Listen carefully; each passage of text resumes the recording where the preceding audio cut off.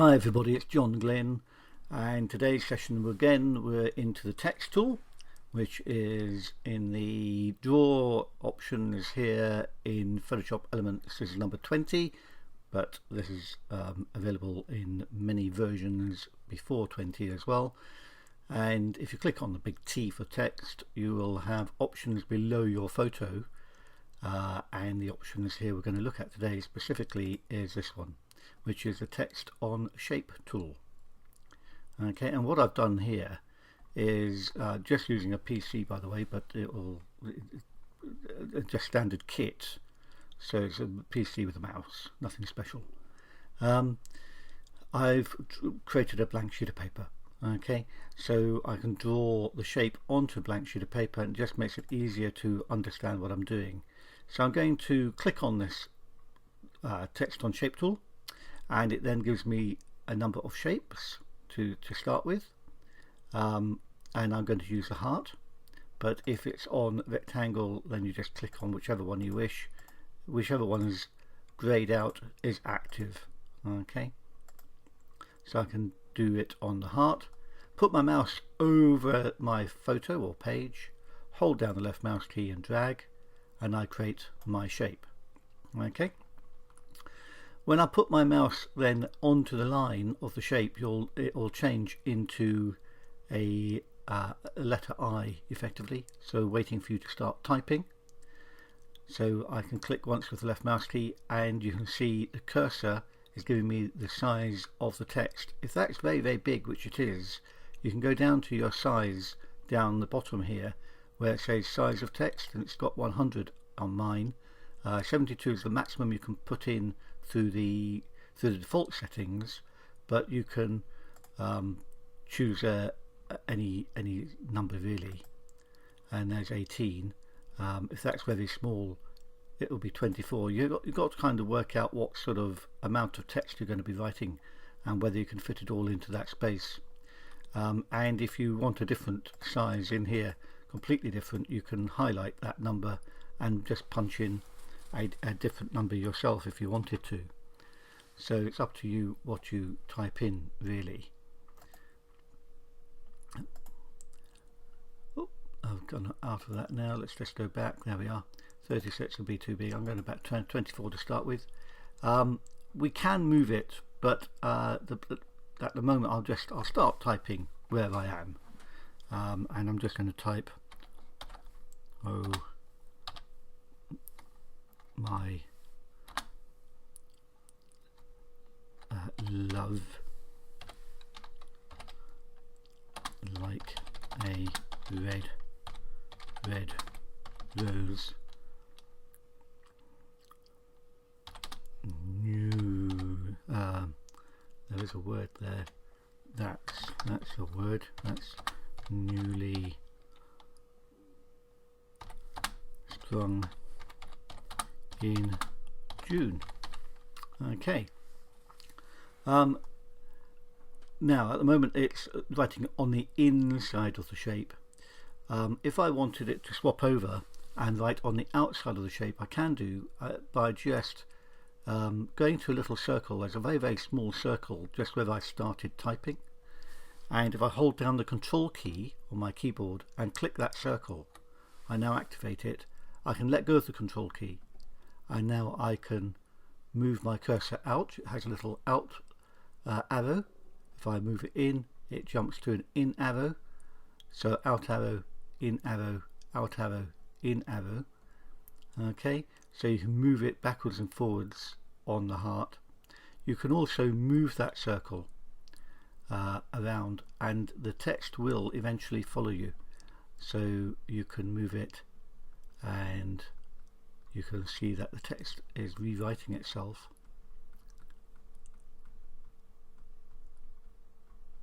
And I can keep on going in June. There we are. If I go across that, there's another little marker there. If I go across that, the text will disappear, but it will reappear. You can also go the other way as well.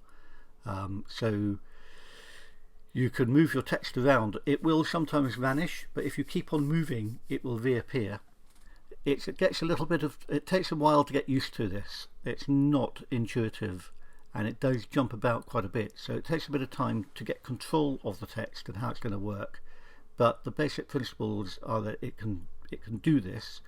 You will notice that sometimes at corners like loves like a, it's now jumbled letters, so you'd have to be a bit careful where your words are going to be and how they're going to come out. If I hold down the control key on the keyboard, you'll notice now that I get a bounding box appearing. I can change the size of the bounding box and make the heart bigger. I can also drag it if I wanted to, but the text itself remains much the same. The text itself will also change size. You'll notice that it changes size in the size box as I change the size of the text. It's doing it automatically. And I've also got the opportunity, if I double click if I go to the layers panel, you will need the layers panel open for this really to work properly. You'll see my background layer and my layer 1, which is the text. Once I double click the T, I can highlight the text, and I can also change the tracking. Tracking allows you to change the distance between the text, so potentially I can move the text by just changing the tracking, so the size of the text or the relationship between each letter changes.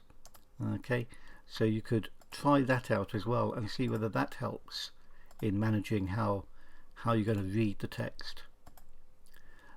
And you can go to minus numbers as well. So it's a matter of trying these out. As you can see, it can get quite confusing in areas of it. So do be aware of tracking. It may work, it may not for you. You can change the font style as well, of course.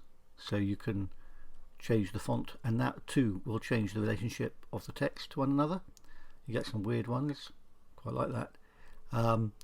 So you've got various ways of changing the sort of font that you would have, and you could use something traditional rather than you've got Arial at the top here, just Arial, or you could change it to any of these. So it's just a matter of wading your way through the text, and as you see, that changes the way that the text works with one another as well. And again, you may have to change the size of the text at that particular point. You can change the colour of the text. Let's just change the size of the text. I think that's now too small. I'll go back to 30. Okay, we got also colour of text. It doesn't have to be black. You've got reds and yellows and greens. Remember, it picks up the opposite colour initially, but when you agree to the colour, eventually it will go the colour that you've chosen. So red, the opposite of red is basically cyan, so that's why it's cyan. You've got bold, and again that will change the way the text works. Italic, underline. Now underline will give you the shape, so I'll leave that on. And you've got scroll through, which I'd probably unlikely to use. Left, center and right align is probably pretty irrelevant given the shape that we're dealing with. But on top of that, you've also got the options here to do text warping, create a warp text. And if I go into, it says none at the moment, but if I go into warping, I can continue doing warping and do weird shapes based on the original heart to start with. So you could do some very, very strange effects with the heart shape, and you can continue changing the shape accordingly using the little sliders. Okay, so it's a matter of trying these things out and whether or not you'd ever use them. If you're happy with it, you say okay, otherwise just cancel. I wouldn't. If you're going to do text orientation, it's probably easier to have started with that option, but it might be that you can try that and see what weird stuff it does. Let's go back to normal horizontal. So it's a matter of just going through these options that you have here, and when you're happy with the overall look, you can click the OK button. Remember, this is totally editable, so you can always come back and double click the T which is in the layers panel. So you go to the layers panel, double click the T for this particular text layer, and you will be able to continue editing it to your heart's content. Okay, it's not a fixed unit. If you're wanting to add text, you should be able to do that as well by getting your text icon in the right position. Easier said than done, of course, but you can edit the text after you've typed it, and you can add text in as well, if I could just get it to pick it up. But it is feasible. Oh, there we are. I could have done it then. There, I got my icon there. If you wanted to, you could add text. It is not as straightforward as some text options are, and for some reason it's not letting me do it on the O, which is where I'd want to do it in this one, but other places it does. So it's just a matter of working your way around. It does over here as well. I'm going to have another go. No, it just doesn't like that particular line. It's not even picking up the O at all. Only when I do that. Yeah, it's very odd. I don't know why it's not picking up the O, but it should let you re-edit the text, okay, without having to start all over again from scratch. So you should be able to add in text if you need to. You can also do it like this now if you wanted to, and see what it looks like. Once I go to the background, you can see I'll click on background layer, and you can just see that I've given myself the heart-shaped line as well. When I did the underline, it gives me that shape. If I don't do the underline, you won't have any line at all. It's just going to be the shape of the words that will create the shape that you've made, if you like. So the heart shape would just be I'll show you. I'm talking here, much easier to show you. So I'm going to undo the underline, then go say OK, then go back to background, and now you see it without the underline. Click on underline, go back to yep, I agree to that change, background, and now I have the underline. Okay, so it's that's all I've done. Now what I'm going to do is put this actually onto another photo.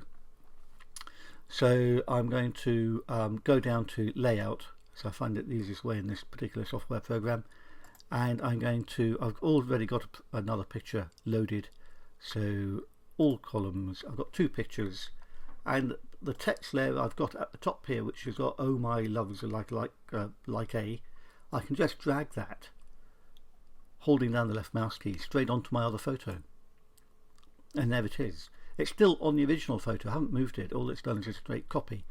Now if I go back down to layout, and I say default will give me the new picture with the new layer. I can resize that. Let's just resize it. And if I wanted to, I can make it editable again by just going to the green T in the layers panel. I'll say OK to that now, and then green T, double click it, and all the editing options become active for this layer as well. So it's just the same as I had done before. It's fully editable. I can change the font, I can change the size of text, just as I could do before. It's going to be a different size on here, and the reason being because this picture has got more pixels than my original piece of paper, so that's why it changed size. But if you had exactly the same equal in each image, then it wouldn't change size. So you've got the choices there to go through. You can change the color again, of course. It doesn't have to be red any longer. You can make it a different color. Once you're happy with it, you just say OK with the tick, and away you go. So have a go with the text. It's this particular one. I'm going to go back to it now, and it's this particular text on shape tool. Click on it, you get your shapes, choose the shape you're going to use. As I said, everything else is actually editable later anyway, so you don't actually have to do much else. Just start working on it, and then you can create a shape. It could be straight onto your photo. It doesn't have to be onto a blank sheet of paper. It could be straight onto your photograph, and away you go and start typing. So have a go, see how you get on with it. Thanks for watching.